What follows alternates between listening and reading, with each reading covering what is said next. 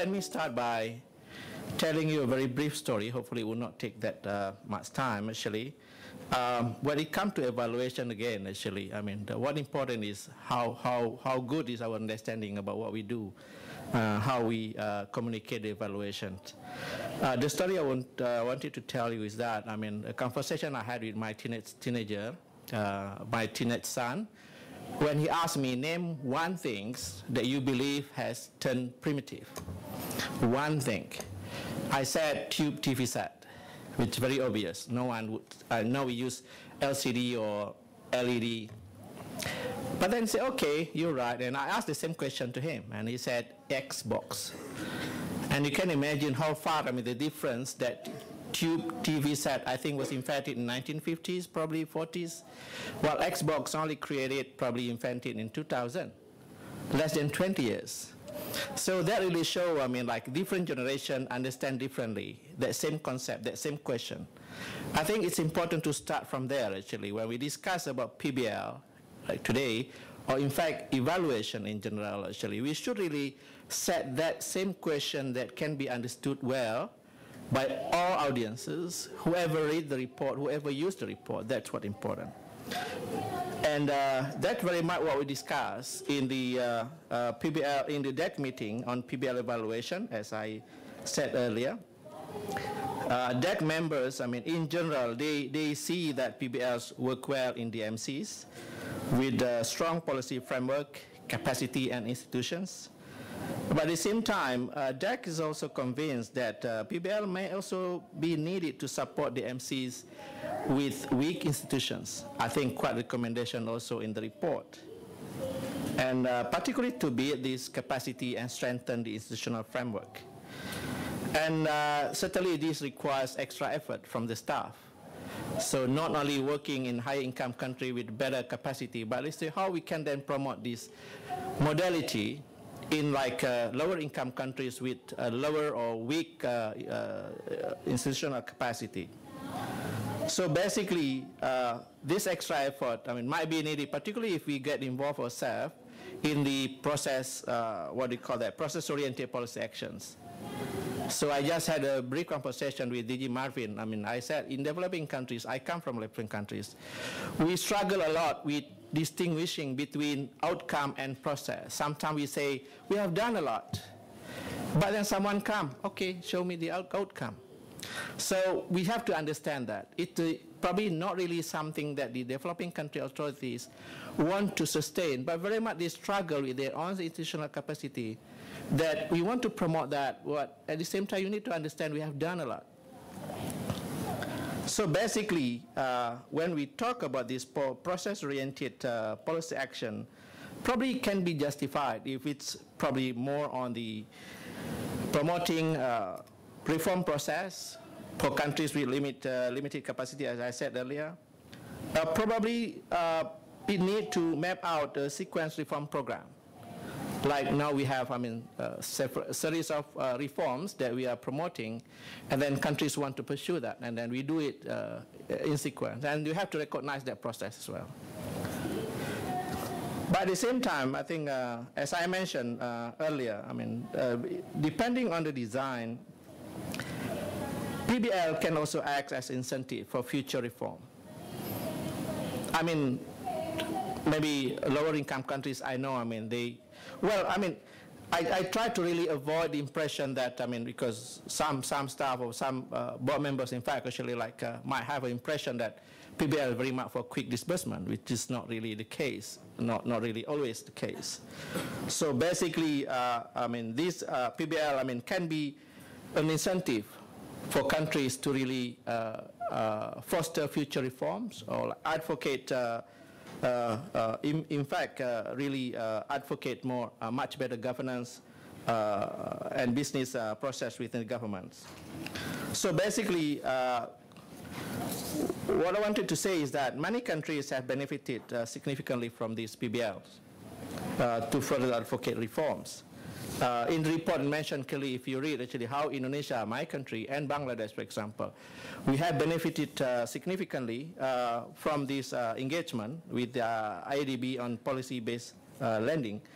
to promote reforms in the area of capital market, in bond market, in Islamic capital market, and other areas, financial sector related sectors. So basically, in the implementations, PBL is not only simply because how much money we spend, whether it's only for budget support, but at the same time because it is also determined, this is exactly what discussed in the DAG, actually, by the more strategic needs of the country at broad macroeconomic levels. So again, it is not only an incentive for quick disbursement, I have to say, repeat that again. So basically from the evaluation, our view is that we learn a lot how important for ADB to foster more dialogue with member countries, to help them building up the capacity, but at the same time also with the PBL, how we can build stronger coordination. That's also important with other development partners. PBL is a modality for better policy development. At the same time, PBL can also promote good coordination, stronger ownership, not only ADB as a single lender to that particular client country, but also how we can work together in a more coordinated way. So probably staff or stakeholders might ask, does that mean that we always need to align with, say, the IMF or other international agencies, like, and then send the same message on reforms? My short answer would be yes, but I think ADB need to also maintain, in fact, I would say ADB must maintain its own judgment. Being a sovereign institution, probably it's good to have coordinated way, working with the IMF, the World Bank, and other agencies. But at the same time, being ADB for, like it's been 52 years now, ADB should have its own judgment. I can say that, why? Because this morning, this is something I think it would be interesting to quote actually. During the board meeting, I think one board member has mentioned, I should not name that board member simply because of, it's not that important. I mean, but what important, what he said is that ADB knows better this region than any other institutions. So I should say, and I hope you agree, that we should agree on this statement. So that's very much what I wanted to say, and now let's hear from other from the panel members. Hopefully, probably I raised some a little controversial issues. I hope they would be able to highlight that. Maybe they have their own way of expressing, maybe share what I've said. Again, I thank you, IED and management, for these excellent collaborations, and let's hope for a productive discussion. Thank you very much. Good afternoon and welcome everybody, and thank you very much for coming. This presentation is structured around 5 key messages. The first key message, and one that you're all familiar with, is that PBL is an important modality for ADB and also for countries. I mean, it's part of the modality toolbox for addressing constraints to growth and eradicating extreme poverty in the region. A major benefit to ADB is that it provides an opportunity to participate in the design and implementation of policy reforms in the fastest growing region, but also to support some of the smallest and most vulnerable countries on the planet.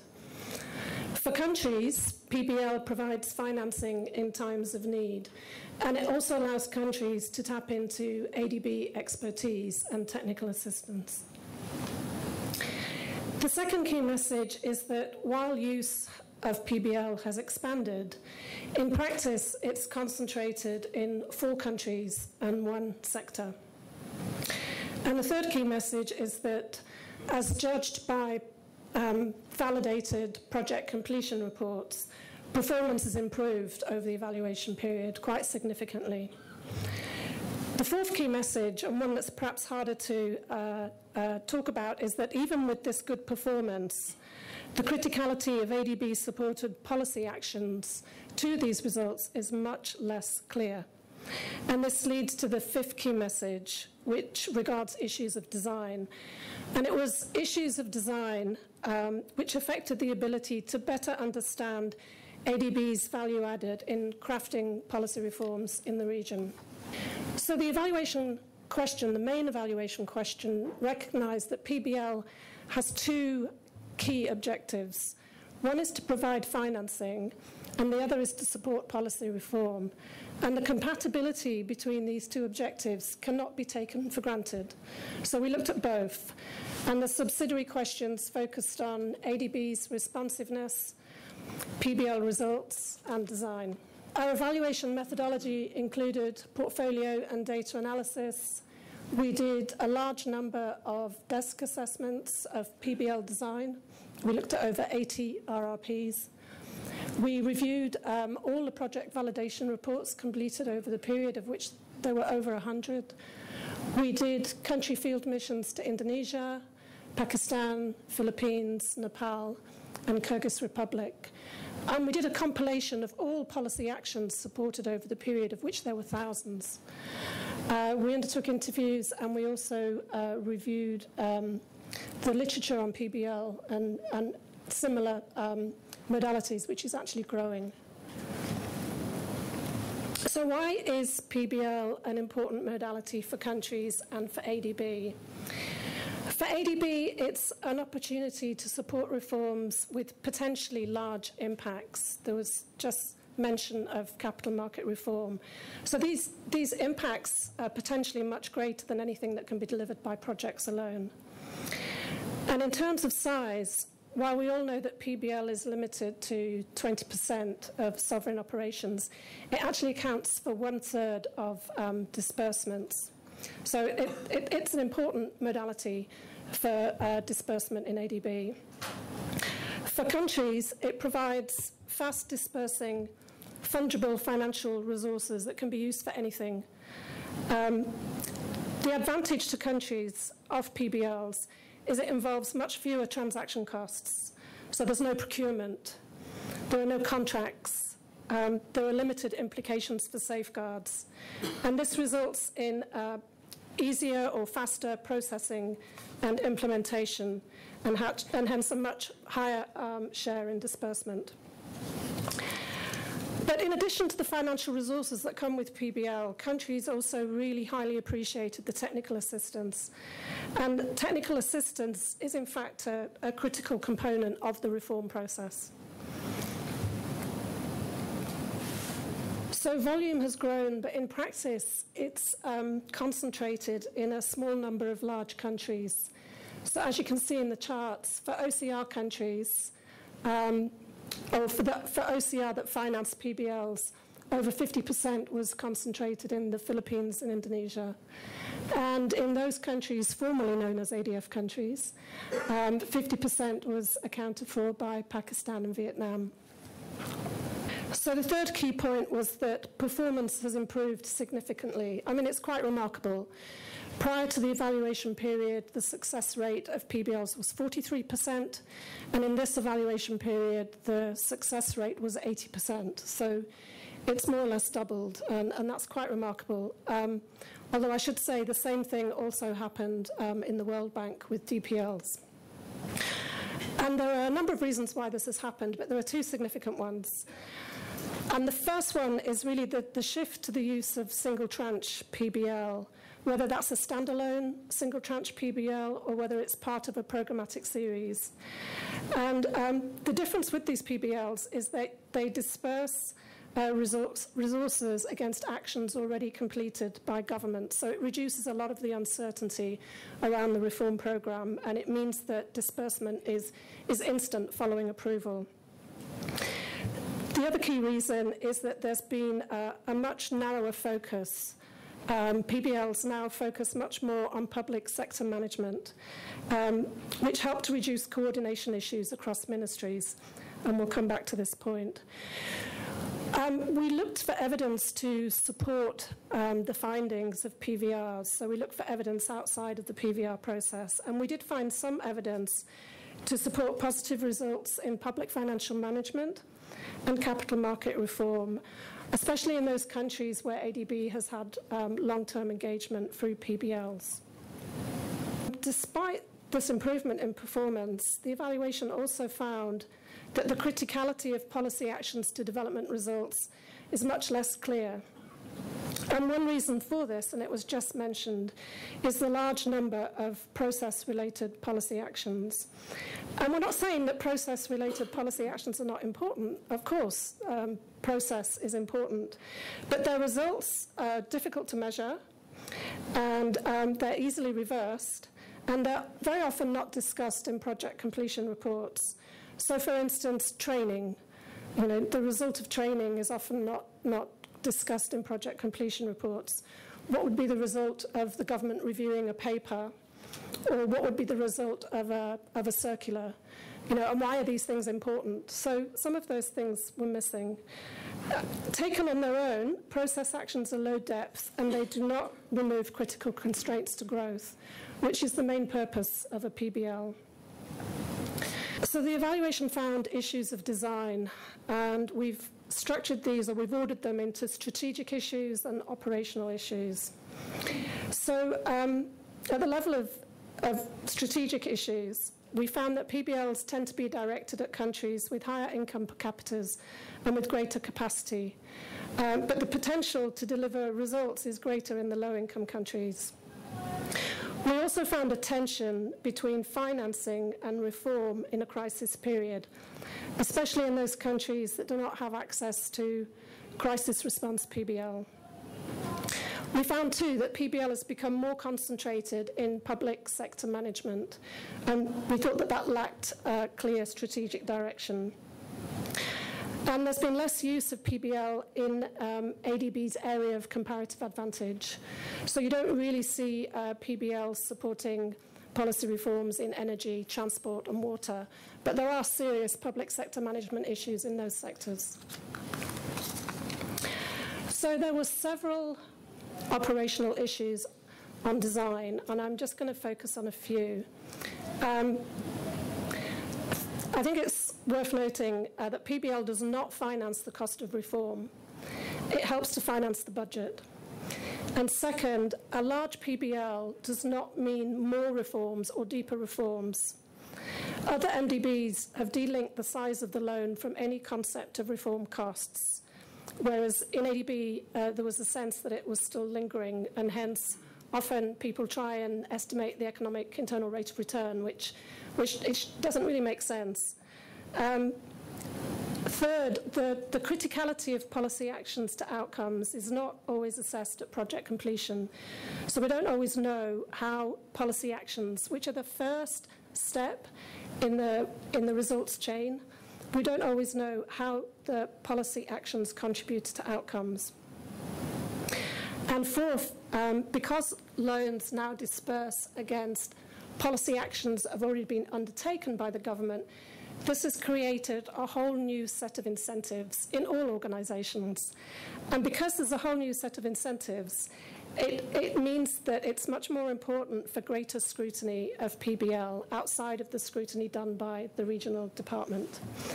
When we visited the World Bank, one of the messages that came across very clearly is that DPL is the most scrutinised instrument in the World Bank. So that brings us to recommendations. So we recommended that PBL ought to be used more in sectors where investment loans are also undertaken, or where ADB has a comparative advantage for providing policy advice. We also thought that there should be an operational plan for public sector management. We thought also that concessional assistance-only countries should have access to a counter-cyclical facility, and the use of the contingent disaster financing PBL should be formalised. This is a PBL that basically responds immediately after a natural disaster. We also thought that where ADB's assessment of the macroeconomic framework differs from that done by the IMF, there should be an independent assessment of that outside of the regional department that is bringing the PBL forward for approval. There are several operational recommendations which largely relate to PBL design. So we did recommend that the use of process-oriented actions should be limited. We also thought that there could be further tailoring of the DMF so that policy actions, outputs, outcomes, and impact are more clearly linked. And that there should be PBL design should clearly reference the analytical underpinnings of the policy actions. So why have policy actions been selected and why particular policy reform areas have been selected? We also recommended that the assessment of PBL design at project completion could be strengthened. And we also thought that the quality assurance mechanism for PBL in ADB could be strengthened now that there's a whole new set of incentives at play. Thank you very much. Thank you very much for joining us this afternoon on a topic that is central, I would say, to the operations of the institution, and talking about one of the most influential and one of the most important potentially influential instruments that the institution has. And we have the privilege of having with us distinguished panel to discuss the issues around the presentation and the use of this modality in the institution. This is the plan.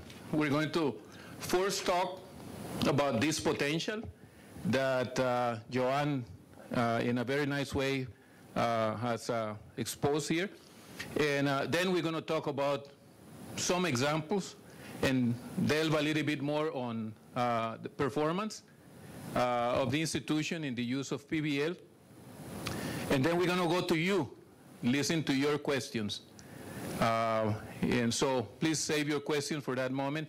And we're going to close the panel with some final reflections from the panelists on what to do going forward to improve the performance of the institution in the use of this instrument. So that's the plan. And let me then start with Bruno. You have been using this instrument in the institution and in your experience in South Asia, and how receptive are countries to using the instrument and interacting with ADB? Thank you very much, Marvin and the IED team. It's great to be here. As you've seen from Joanne's presentation, there's a wealth of findings that have come out of the IED study, and it's very important to get some of that learning and getting the message out. So I'm very pleased to be here. Going on to your question, Marvin, I would say that from the perspective of the countries, have we influenced policy? I would probably, in some modesty, say we have to ask the member countries themselves. However, I do have some observations to share, and I think that probably the best way to share those observations is just giving you a couple of stories of what we've done in the past and how perhaps that has been, if not transformative, has had significant results in terms of the policy framework. So I'm going to pick up on a couple of our smaller economies in South Asia, because sometimes that makes an even bigger difference. Let me take you back to the Maldives. In 2004, they were hit with a very strong tsunami, as all of you are aware of. The tourism flows stopped. A lot of the resorts were damaged. The revenue of that economy was largely based on some customs revenues, and what they had was a bed night tax. So for every tourist that would come to Maldives, they'd have $6-8 of bed night tax that they would pay. No other taxes. We worked with them. We had a lot of policy dialogue, and obviously at that point they needed to get a little bit more resources for the reconstruction. Let's fast forward to 2008. There's the global financial crisis. Again, the flows of tourists stop. They're in need of financing. They get some pressure on the balance of payments. At that point in time, after a number of attempts at engaging in that policy dialogue, we finally started getting some movement in terms of saying, okay, can we start developing a revenue administration that is serious, introducing important taxation measures? It took a long time, but we finally did manage, under a program loan, economic recovery program, approved in late 2009. Yes. Everyone here? Yes. I thought it was me, but okay. Sorry. Can you hear well in the back? Yes. Yes, now we Yeah, Yes. okay. I'll try to speak louder. So we managed under the program loan to introduce the concept of the Maldives Inland Revenue Authority. We introduced a business profit tax. And more importantly, we got some very important connectivity through ICT applications under the program loan. That was followed up with important technical assistance. I think that was brought up, the importance of institutional development. And so by 2009, the revenue tax, the tax revenues went up from about roughly 10%. Tax revenues are now up to almost 28%, highest in South Asia. That is a significant transformation. That, I believe strongly, that was done because we had the policy lending modality that could introduce many important reforms at a time when, of course, they realized that was important. Let me perhaps quickly go on to another example, Nepal. We have been in Nepal for many years working on the public management side. We had, in 2012, Strengthening Public Management Program. It was helping to move towards more of a decentralization in public administration. The whole fiscal federalism was being supported.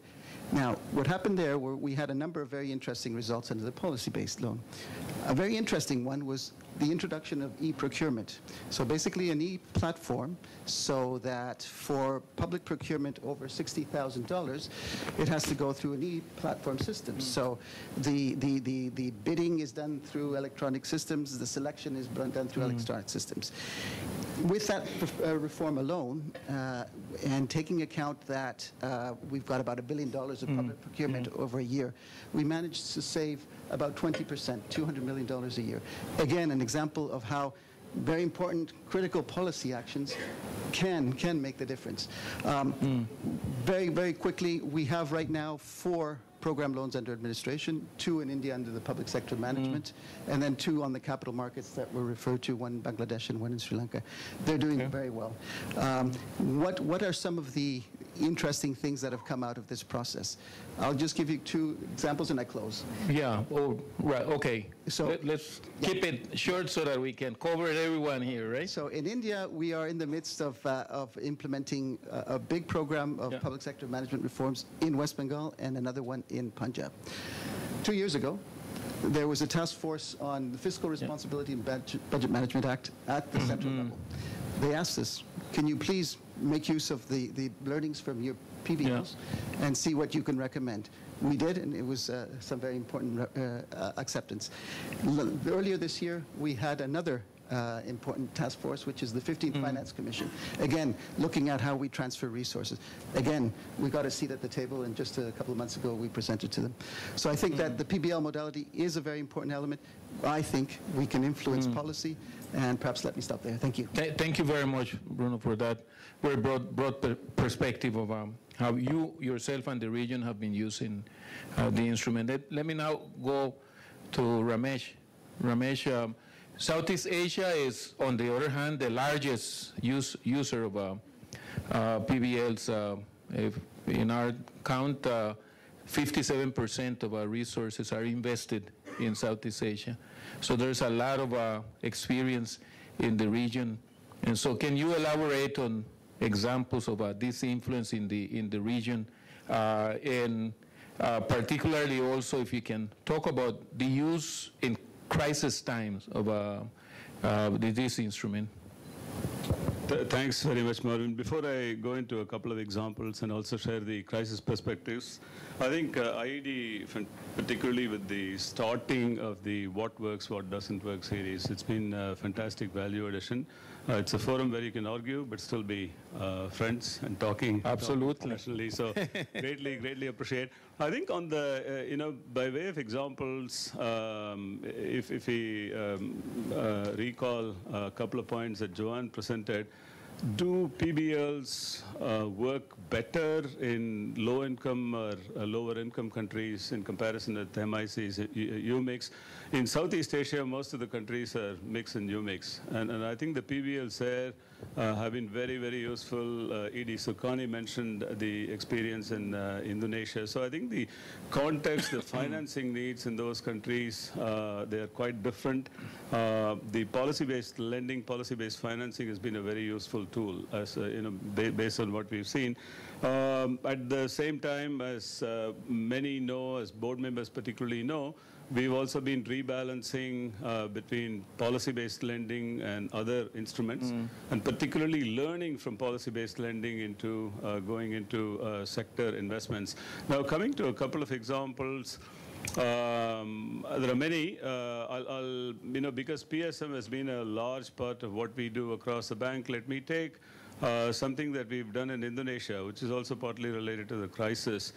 22 years ago, we started the debate with Indonesia on if Indonesia needs an integrated financial services authority or financial supervisory authority, FSA. In Indonesia, it's called the OJK. I would say raging debate just after the crisis. Indonesia had just gone through setting up the bank restructuring agency. They also had a financial stability forum. ADB's advice at the time was it'll be beneficial for Indonesia to go into an FSA type of structure. We did a lot of assessments, but we left the judgment to the country. And the judgment was taken by the government at that time. This is one area where, despite the administration changes, that one objective of setting up an integrated regulator stayed on. It took a long time, lots and lots of debates, because it's a lot of huge complex issues involved, as well as turf issues involved.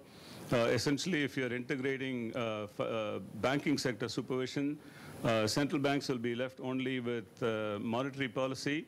That is something many central banks won't want to do.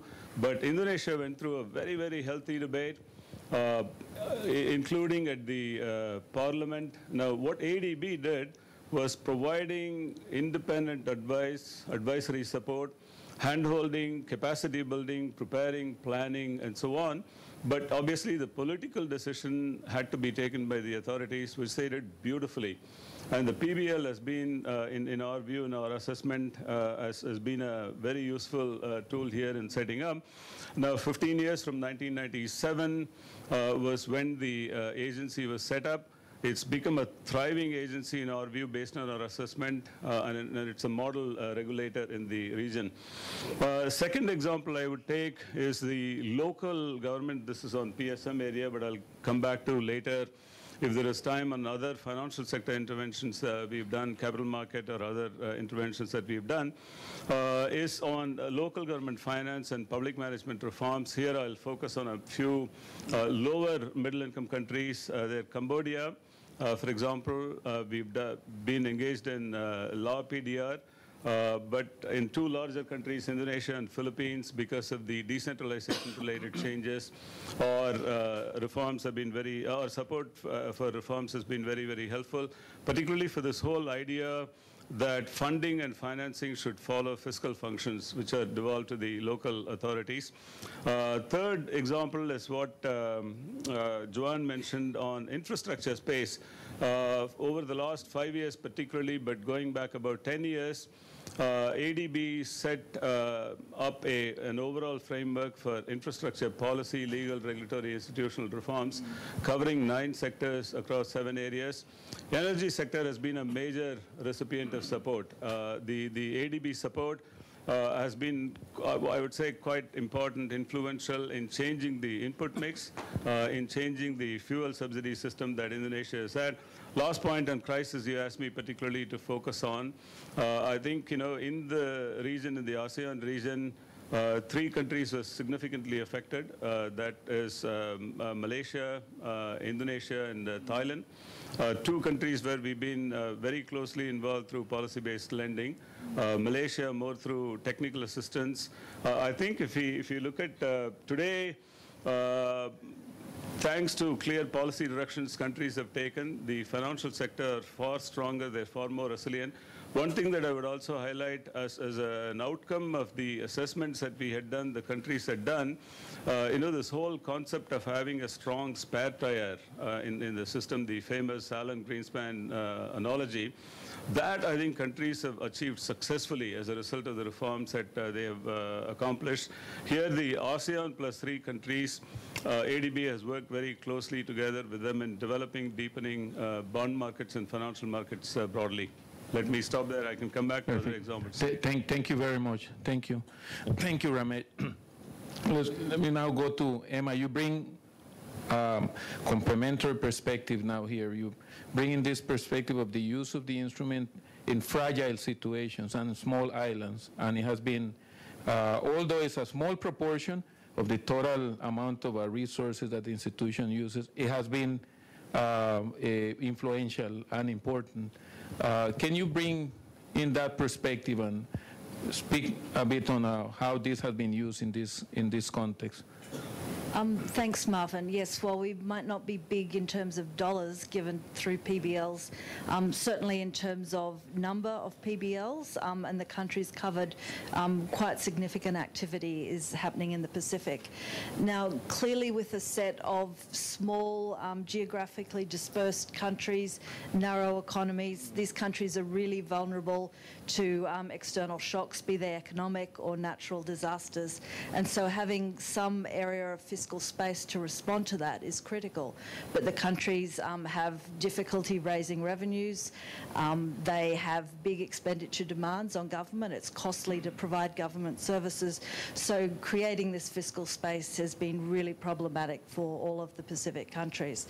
So what we've focused on is quite a broad-based approach, recognizing the capacity of in any particular area is very, very narrow. So there's only so much depth of reform that can be moved forward simultaneously. Typically, we'll focus on revenue areas, improving tax administration, areas such as that, improving tariffs, etc., but also tightening expenditure. So some countries were happy to set expenditure targets, reducing the amount spent on salaries, etc. And we've also put a big focus on debt management, developing debt management strategies, etc. But I think to sort of take a different look at it, what I've found really interesting that's come out of it is a lot of the unintended benefits of the actual process of doing a PBL. And while I heard the words, easier and faster in Joanne's presentation, the countries, I'm not sure they really see it that way either, because there's a long, long period of discussion with countries, both during periods of TA assistance while we're thinking about whether a PBL might be the right thing for the country, and as we start to develop what are the policy priorities for the country. That gives us a really good personal relationship with the people working in Ministry of Finance, others. And we've come across things that just aren't happening in countries, that the whole process of bringing different ministries together, understanding how processes work has allowed us to interject into and fix. I won't name the Pacific country, but there was one finance minister in the Pacific whose staff had really underestimated just by how much revenue was going to fall off, and they had these glorious GDP estimates, and we were asking, how can you be so wrong? We've put so much TA in to help you in this area. And the staff said, oh, well, we know these are our numbers. But when you went to speak to the minister, he says, GDP is a target. It's something people should aim for and look up to. I can't have a negative GDP. And so you're working in situations like that. And if you know that's how the minister thinks, you know his staff need to work through the Reserve Bank, through other ministers who are more like-minded, and get the right information there in front of Cabinet so sensible budget decisions can be made. That's not something that's a policy action, but it's small things like this that you find out and help people fix, I think, is some of the really interesting part of policy work. Thank you very much, Emma. Thank you for that perspective. We heard AD Syurkani, talking as the chair, but also bringing in his DNC perspective. He said, you bring a different perspective of a developed membered country in the institution. So how do you see this instrument being used? Do you like what you see in terms of a reform? Are there new areas in which you believe that the bank has to move in reforming? And how can this instrument be more effective to produce reform in middle-income countries, which is now the majority of the class of countries that the institution is dealing with? Thanks for the invitation to these events. I think they're really important ways of getting the findings of evaluations out and discussed more broadly within the organisation. I suppose looking at the IED report, the thing which struck me perhaps most was the concentration of the use of PBLs in only a few countries, and particularly in one sector. And I mean, that surprises me. It still surprises me, I think. But clearly countries need to be interested. If countries are not interested, then they won't take up the opportunities. And for me, I think one of the important things for the bank to do is to make sure that it's giving every chance to use all of the tools that are in its toolbox. And this is an important tool, but we're clearly not using it in a number of cases. And I think that goes to issues about needing to do more to inform and build demand, whether it's through knowledge products or for technical assistance, policy dialogue itself. I think PBLs don't come out of nowhere. They take a long time, as others have said, to get that confidence on both sides that it's possible to move ahead with an instrument like this, and they need to be supported over a long period of time to build those relationships and that confidence. But with that in mind, I think one of the other findings out of the report that's really important is the recommendation to look more at opportunities for PBLs to align with the bank's traditional areas of investment and expertise beyond the public sector. And I think that provides a lot more opportunity for this instrument to be more broadly used and useful for the bank and for partners. In terms of kind of specific reform areas that Marvin invited me to comment on, I guess for me, what I would really like to see is much more emphasis on reforms that increase resources for development. So the bank went through a process of merging OCR and ADF capital resources. That's given us a lot of headroom, but it's not headroom for lending that won't last forever. It will diminish steadily over coming years. And at the same time, our own knowledge products, things like our report on financing infrastructure needs in Asia show us that we need to do much more to find the finance to meet partners' legitimate infrastructure financing requirements. And so I think reforms that we can promote through PBL that go to both domestic resource mobilisation in the way that Emma was talking about, or that facilitate private sector investment, are some of the most important things that we could be using this instrument for. I particularly think of the financial sector reforms, or reforms around state-owned enterprises, reforms associated with utility tariffs, the regulatory environment for public-private partnerships. I think it was interesting today in the board discussion. We had one sovereign investment project which we were being asked to approve, which was for a highway, in fact, a tollway. On sort of first and second and third inspection, you kind of wondered, well, why really isn't this being done as a public-private partnership? And I think there were lots of sort of similar views from kind of other board members about that. There were legitimate answers to that, and a lot of them came down to the regulatory environment and the legislative environment for PPPs. But it certainly, I think, led a lot of us to think that if the bank had been engaged earlier, much further down the process on reform to that regulatory environment, then perhaps we wouldn't have been looking at using what is in the end scarce loan resources from the sovereign side for this, but we may well have been able to engineer a financing package that relied mostly on private sector. So I think this is a really important use of this instrument going forward. Thank you. Joanne, any brief reflection on what you have heard as the evaluator so that we can move to the next round? I think that reforms that focus on revenue and taxation reform are absolutely essential. In another organisation, we used to say an additional dollar raised in revenue is worth far more than an additional dollar raised in aid. So that is definitely a legitimate area to use PBLs. Emma talked about influencing through building relationships, which is also, again, very important to PBL.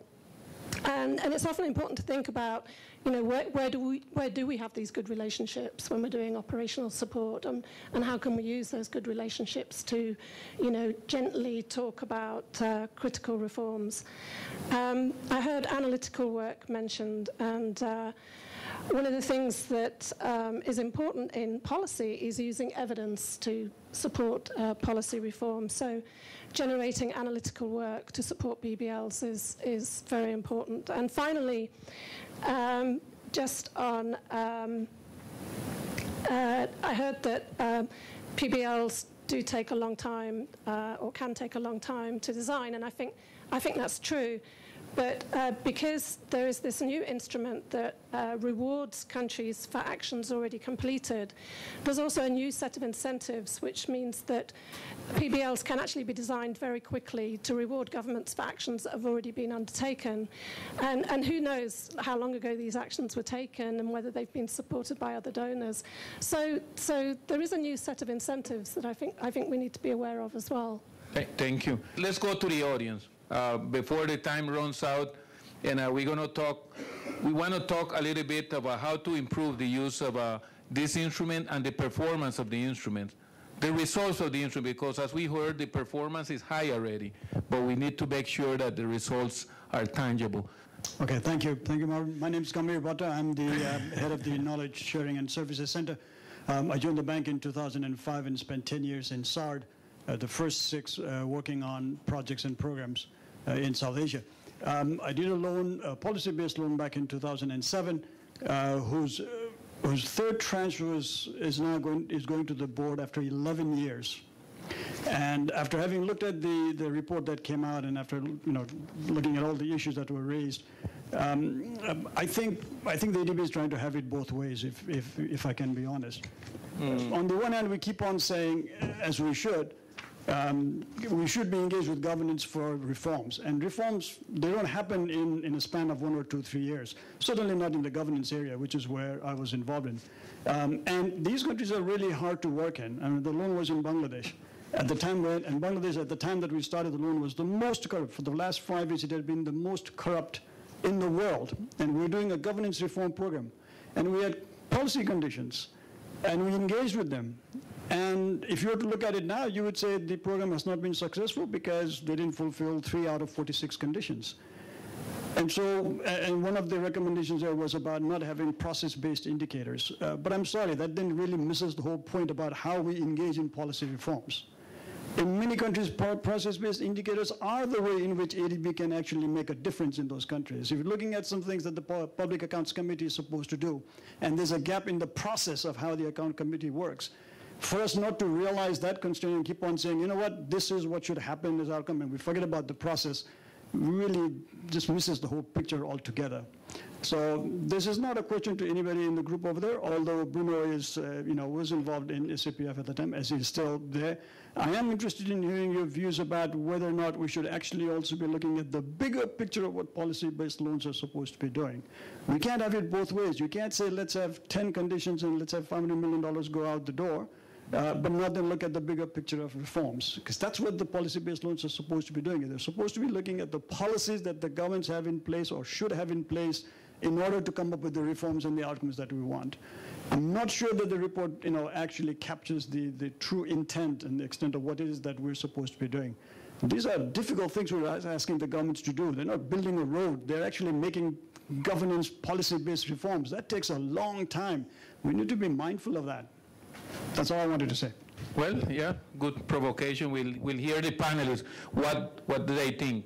And we'll hear the evaluator too, if we did capture that or not. But it's definitely behind the mind of anyone who's assessing the role of the institution in using this instrument. But let me have a, yes, please. Can we combine between PBL and RBL? And any experience in the study already? Because for PBL, we focus on policy action that have been taken, and then still a lot of things to do for the next reform. So can we combine between PBL and RBL into one package of the program? So it means that also combine between investment-related target that link to the treasury management. Thank you. Okay, thank you very much. Any other question? Yes, please. I'm coming from the perspective, two perspectives perhaps. One is having been in research support, sorry, I forgot the name of the whole, but basically the people who review PBLs, the department who reviews PBL, and also in my former life in another regional bank, we also had a process at IDB on PBLs. So I just wanted to emphasize a little bit what Gambhir just said, which is that yes, it's true that we have the advantages as ADB is that when suddenly they need budget support, when suddenly there's an exogenous shock and they need money, and we're there, that's great. That's an advantage that I think we have relative to other people. But what we don't have an advantage in is to be really prepared to immediately take that on. I mean, we don't know what's going on with the macroeconomic assessment unless, of course, you have some IMF letter, and even then it's going to be what the IMF thinks at the time and not necessarily our view as an institution. And the second thing is talking about, knowledge, and one of the recommendations of the paper is that we should try to focus in areas in which we have expertise, which I completely agree. But there has to be that framework ready. For example, we would review policy-based loans, and there's always this rush, we've got to get it out, we've got to get it out. And there was these policy matrices that were in whatever sector it was. Many were in public financial management, but in others. And, this was a lot of really difficult things for most of us to understand. You really needed the experts to be there, people who'd worked on these issues, people who knew what was the likelihood that these things could happen within and so I'm just sorry to make it long, but the point is there any way that we can focus on that critical period of time when we still have the government's, eyes and waiting for their money to come to really make a difference, not only for a better outcome, but also in knowledge, in improving the knowledge of the bank in those sectors. It's a call for paying attention to that critical moment, right? That's what you mean. Yes. All right. Okay. Let me come to the panelists on the three questions. Are we missing the big picture when assessing the importance and impact of this instrument? Can we use other modalities such as RBL and package them? Should we pay attention to that window of opportunity when the government is listening and ready to do things? Who would like to start? Go, please. Short. I agree with Gambhir. We are missing the opportunity. Joanne would disagree with me, but that's good. I think, context matters a lot. The political economy context of the 6 countries that were mentioned, I worked in 4 of them extensively. I think the IED study that was done a few years ago on governance and PSM, that took context into account, and a considerable amount of effort went into it. in terms of looking at country context, sector context, as well as other broader political economy type of contexts. So what Gambhir is talking about, you do need, I think that also is a good example, although 11 years may be seen as too long. It also shows that these reforms are immensely complex. The Indonesia case that I mentioned, we were involved over the 22 years now to be exact. We had to take these reforms in small bite-sized chunks because each one is immensely difficult. You cannot go and completely change the regulatory and supervisory architecture overnight. Initially, we tried with having MOUs between regulators. It worked for some time, but because of the complexity of things, 200 banks to supervise, scores of non-bank financial institutions, capital market developing, and so on. So I think these things are very, very context dependent. Fuel subsidies, very easy for us to sit here and proselytize. Or look at pension reforms. We talk about, we have a DB system, we go to countries and talk about defined contribution system. These are immensely difficult issues where we need to spend a lot of time, and these things do take time. And I think on the point that was made, come to the 6th, 5th, 4th floors. The amount of time that goes in, the amount of debates that we go into putting these policy measures, in a way, it's a lot of intellectual curiosity behind these things. Maybe we don't do a good job of documenting all of these things or capturing all of these things, but it's a huge amount of, tremendous amount of work that goes in design as well as in the debate that goes into these policy actions. PBL, RBL, I guess this has been debated, discussed, for some time in the recent months. We don't have any example as far as I know. Could we do it? Should we do it?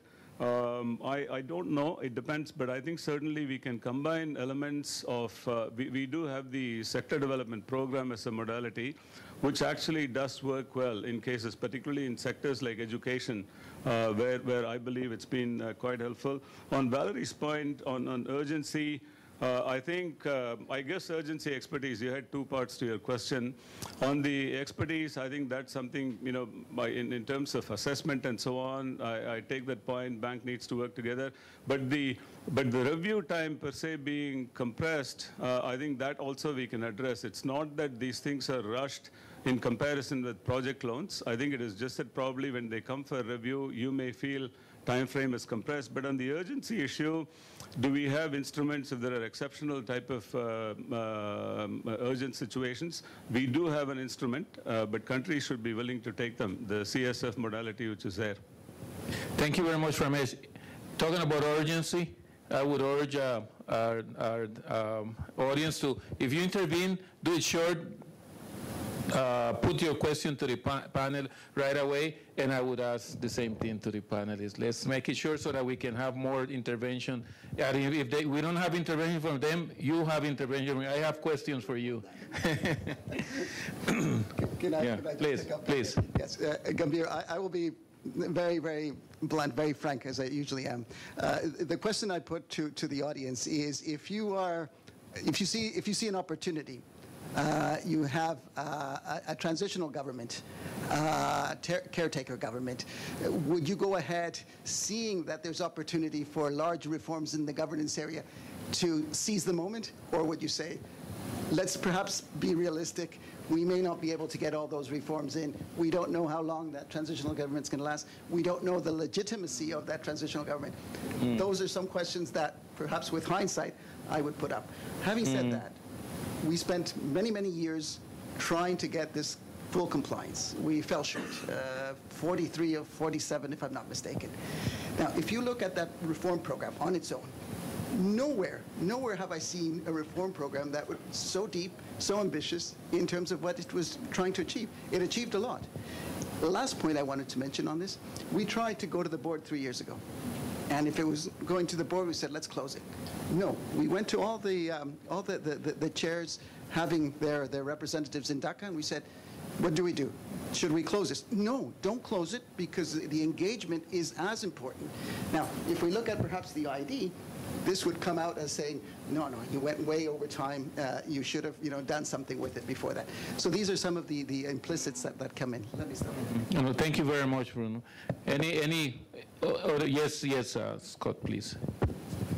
Perhaps, again, just to comment on this point about kind of process-related policy actions, and maybe to defend the IED report in a sense. I don't think the report was saying you shouldn't have process-related actions. I think it's more saying that there shouldn't be predominantly process-related actions. And I think one of the things which the board often notices when it looks at PBLs is that there are a very large number of process-related actions, and often the processes are a little bit half-baked. They're, let's do a study.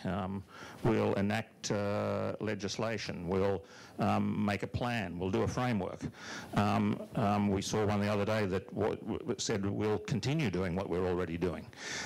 So I think it's clearly processes are an important sort of part of the reform path, but I think what a lot of us would like to see is more focus, as AD Syurkani said, on the policy outcomes rather than the policy process. So I mean, I think that the IED report has got the balance sort of right in trying to direct us a little bit more to some things which show outcomes rather than simple process steps. Thank you.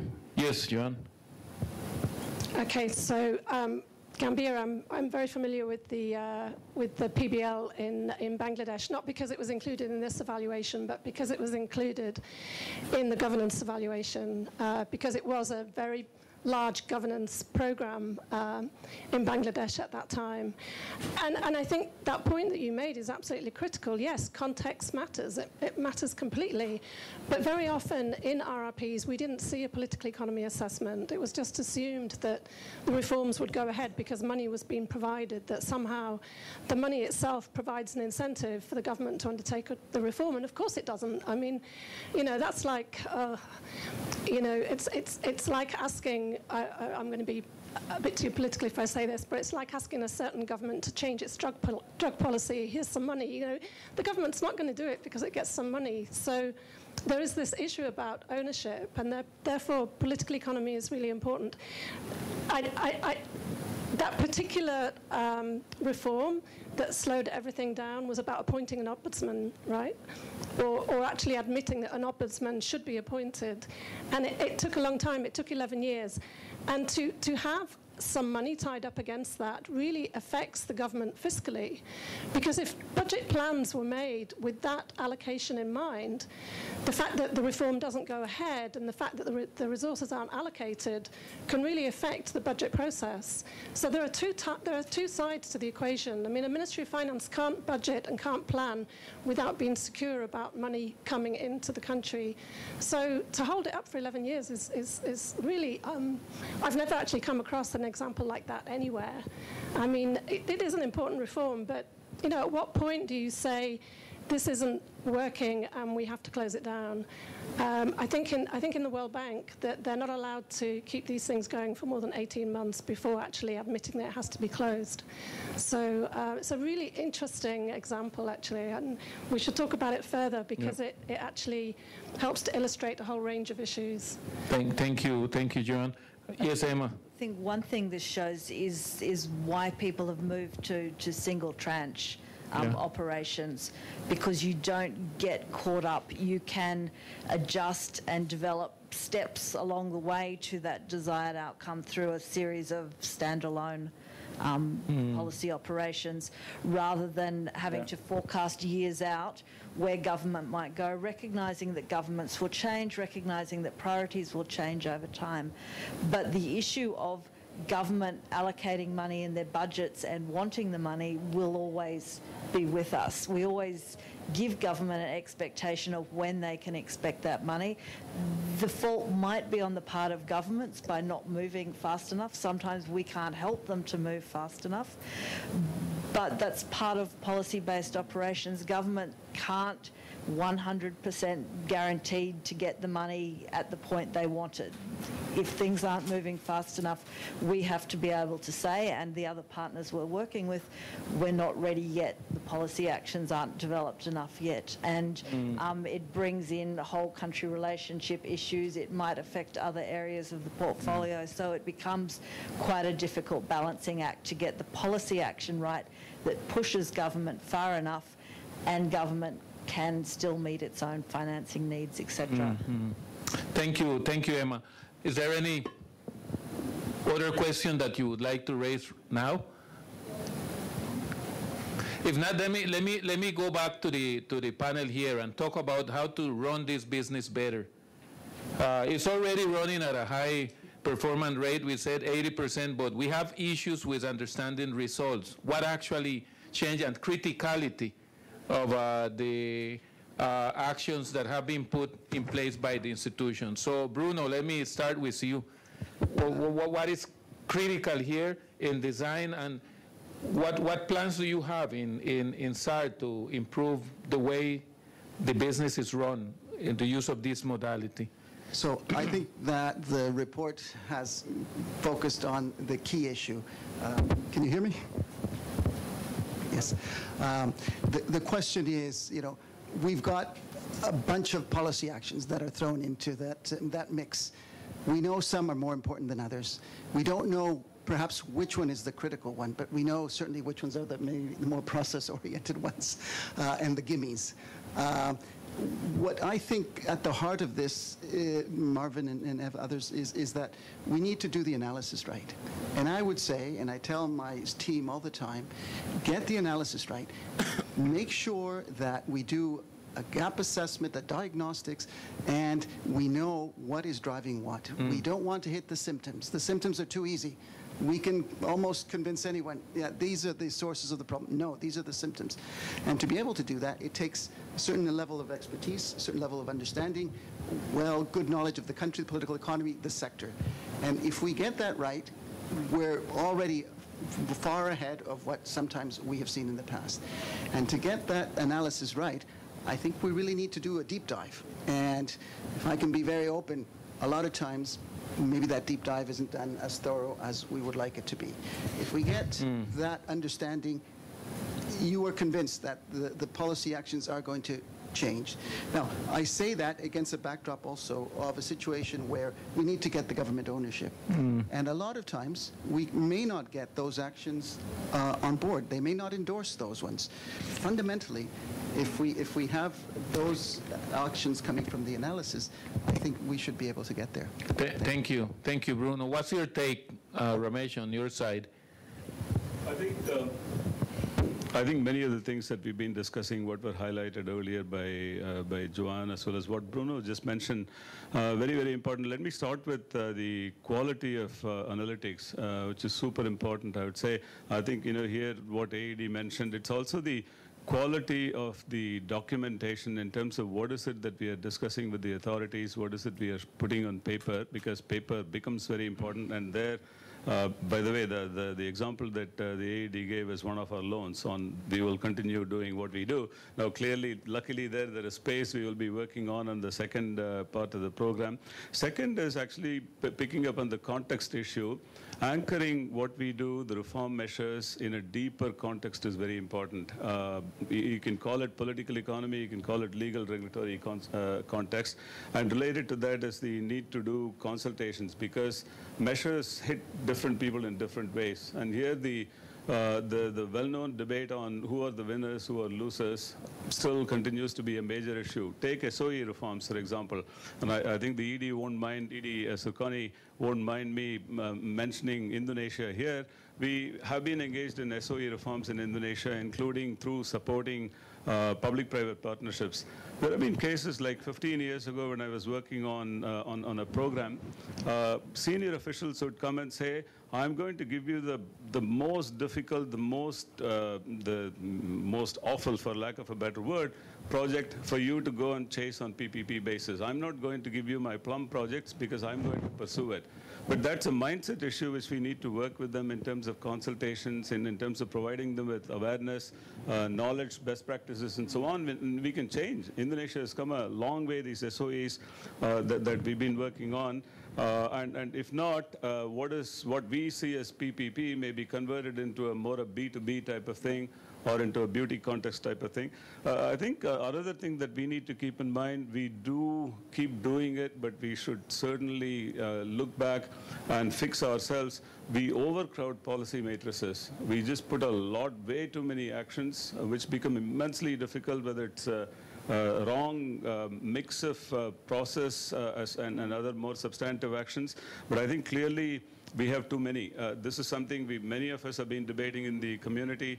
World Bank has a magic number in DPL. In the DPL policy, they cannot exceed 12. Yeah. There is that at least unwritten rule. I think this is something we need to look at. Otherwise, it's a recipe for tardy performance and fatigue also building in. And I would say finally, the last point is for things to be successful, we do sometimes miss low-hanging fruits. We see things with regret. With hindsight, things always look better. I'll take, for instance, gender is often, in many cases, because we may not be doing deep diving in many of the policy measures, we do sometimes miss things that are obvious, where you can look at indicators, look at fine-tuning of policy measures and engaging in policy dialogue. But there are a few others of that nature.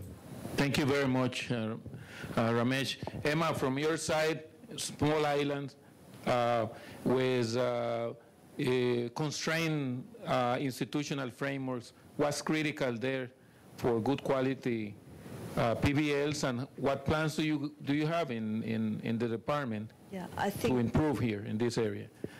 For us, it's choosing the right time and place to use PBLs, and we've managed to do this quite innovatively in the Pacific, as well as the sort of standard public financial management SOE reform PBLs. We've done sector development program in health in PNG, for example, where public financial policy changes give benefits to the health sector, improve financial flows to the health sector. The other interesting thing we've been doing is contingent credit for countries who face disasters by developing activities around disaster risk management up front as part of the policy matrix. They can then be in a position to draw down credit when there is a disaster, and that gives them the ability to bounce back more quickly from the disaster. I think what we are looking to do more of in the future is leverage the synergies between our portfolio in a country. So look at where our activities in support of SOEs or PFM can have flow-on benefits to our energy and sector investments or our transport sector investments. I agree with Ramesh, gender is critical, and it's something that we have tended to miss in the PBLs. That's something that we're paying much more attention to nowadays. But I think there's a lot of opportunities. Thank you, Emma.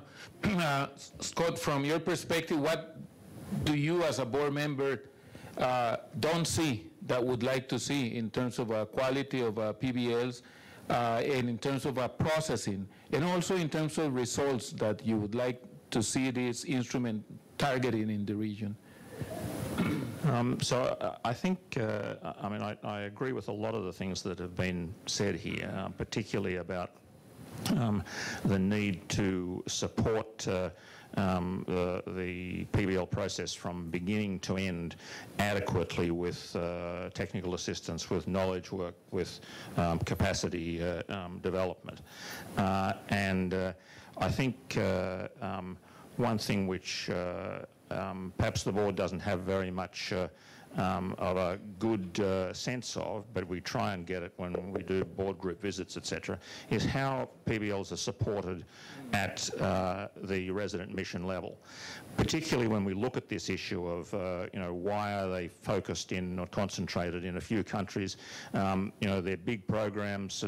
Those resident missions have the capacity to have within them the kind of technical expertise that gives government confidence that it can get support and advice, not when people come visiting, but on a 24/7 basis when they need it as they're going through a reform process. And I'm not sure that in some of our kind of smaller programs, we've developed the flexibility of staffing to enable that to happen during the kind of critical stages of PBL development. And that's perhaps why we don't sort of have some of that, a wider spread of the use of this instrument. I agree absolutely about the importance of the political economy analysis. In terms of, I think, sort of what I would like to see as a board member is certainly some more ambition in some of the policy triggers. I agree with Ramesh. I think perhaps we've got sort of too many in some of these operations, and we would be better to be focused on a smaller number but higher quality, and to really get the kind of the policy outcomes from that. Lastly, I think one thing which we are seeing, perhaps it reflects my lack of experience with this, but I'm impressed that I see a lot more PBLs that have kind of a post-program element to them. And I think this is a very important part for continuing the policy dialogue, continuing to support reforms even after the program is finished and the policy actions have been achieved. Thank you very much. Joanne, a final reflection on what resonates. I agree with everything that's been said about the quality of policy actions are really important. They're the first step in the results chain. If you don't have a good quality policy action, then you're not going to have a development outcome further down the line. Analysis is important. Political economy is important. But one thing that hasn't been said is that what we really need to recognize is that this is a budget support instrument, and that is first and foremost, really. And therefore, we have to be confident in the macroeconomic framework and in the fiduciary context, because we want to know that these resources are going to be well used. And I sometimes think that that side of things is neglected, but that side of things and the policy reform side of things are two completely different things. And so on the policy reform side, it's all about how does ADB influence, and you can influence with good knowledge, with good analytical framework, and with good relationships and long-term engagement. And it is a complicated process. Thank you very much. As has been emphasized by the evaluation, high potential, good performance. You need to work on institutional development parallel to policy reform. Hand-holding of government sometimes is necessary. Political decision of government is fundamental for this to move forward. It is important to maintain an eye on the big picture. It's not simply the pure the instrument itself that the institution is putting in place. It is important that the institution explore opportunities in other sectors. It is highly concentrated now, as the evaluation showed, 2/3 in public sector management. Context matter is fundamental when you're working with PBLs. Deep understanding of that context and good analytics is crucial for good quality going forward. Way too many actions that are being exposed and used. Good quality actions, on the other hand, is critical. Focusing on service delivery in the end in some countries and contexts is fundamental. Gender, necessary to put systematic attention to gender. Timely advice to government, not only sign the agreement and check out, but continue with them. Check on the macro framework, fundamental, so that you're not putting good money after bad money. And finally, ambition. Put more ambition in the policy changes that we would like to see. That, I think, is summarizes in part what our distinguished panelists have said. We very much thank you all. Thank you very much.